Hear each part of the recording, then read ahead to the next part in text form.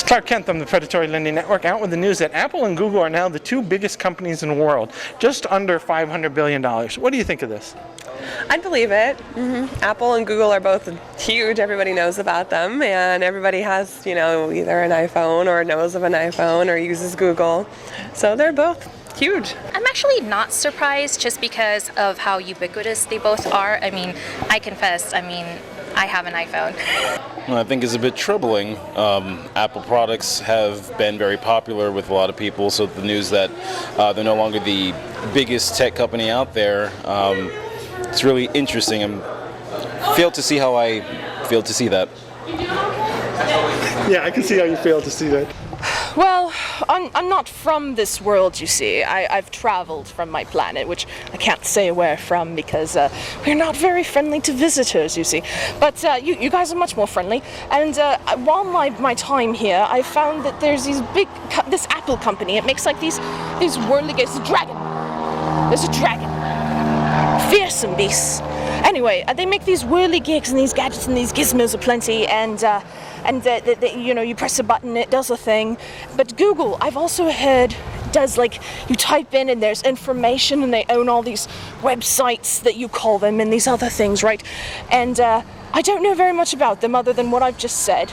But if Apple is down by another dragon, oh my goodness, your place is ridden with them. You really need to get pest control under management. Anyway, so the Apple, they're down by $500 billion. That seems like an awful lot of money. I mean, you can buy all sorts of ships and all those sorts of things. Like food. I like food. I haven't had lunch or breakfast. So tell me more. Apple is down 28% over the last year, under $500 billion for the first time in 2 years. Now, do you think Apple is still the market leader? It's possible. I'm not sure that they'd be able to pull it out. I mean, they'd have to come out with their new product pretty soon to offset the whole this debacle. But they could pull it around, I think. 2 years. Well, that's not a very long time, is it, for something? I mean, you look at the markets and things go up and down all the time. Even on my planet, things go up and down. I mean, I remember last year when it was Bob's Tech Shop. God bless these dragons. That's the third one. I heard that there's this Daenerys person. She should really be taking care of them. Anyway, so this Apple is down, and for the first time in 2 years.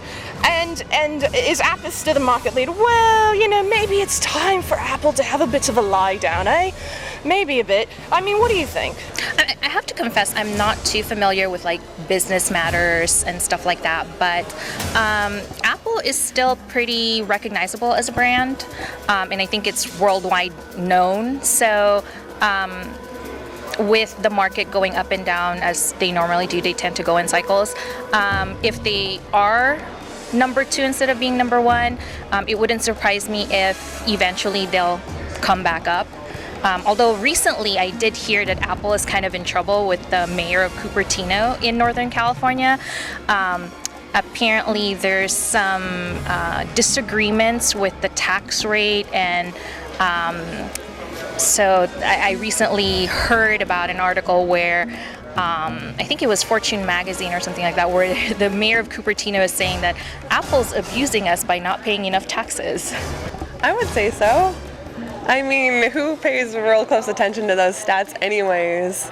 I mean, I'm sure the higher-ups do because that's their job, but I mean, I don't think they've gotten any smaller or any less recognizable or any less, known or spoken of. Now, it is unknown if the new iPhone will be out this year or next year.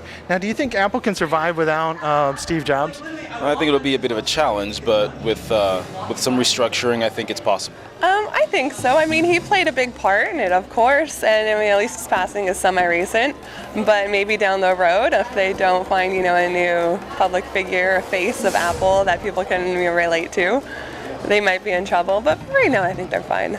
I think so. I mean, it's a pretty well-established company. They have a lot of people working that are very experienced. So I think the foundations were strong enough that it doesn't matter who is still there or not there. I think they put the infrastructure so that if the people that are in charge are doing their job and doing what they're supposed to be doing, that they can survive it.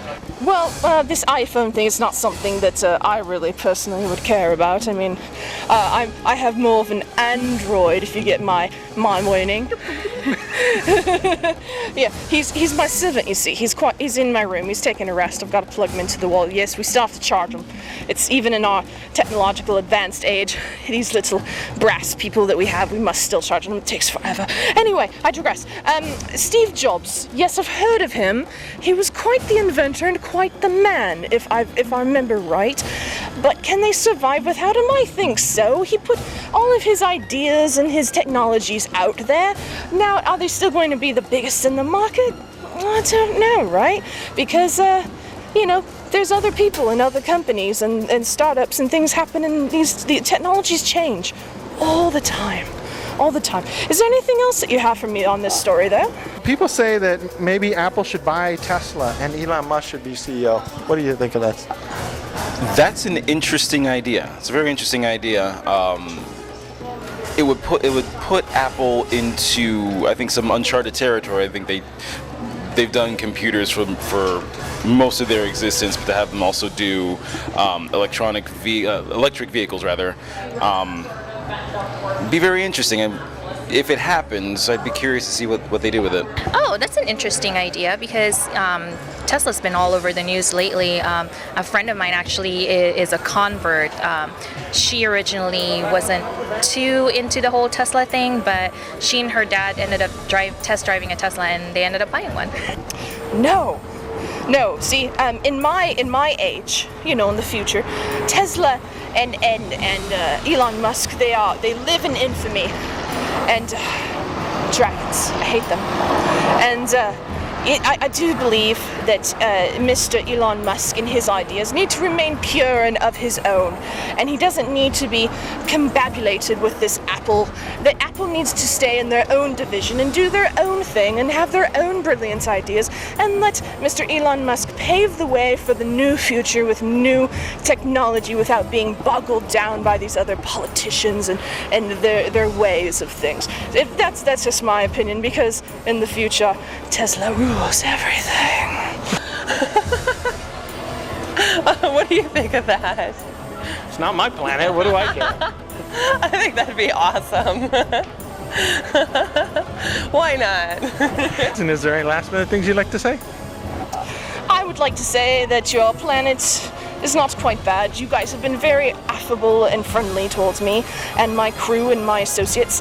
So thank you for that, and I thank you for your time. You just randomly picked me out of the crowd and wanted to have a discussion, so I appreciate that. And you have a wonderful day, good sir. No, thanks for interviewing me. This has been awesome. I don't know. Stay shiny, because this is WeDoneCon. So this is Clark Kent from the Predatory Lending Network saying live long and prosper. All right, I can never do that right.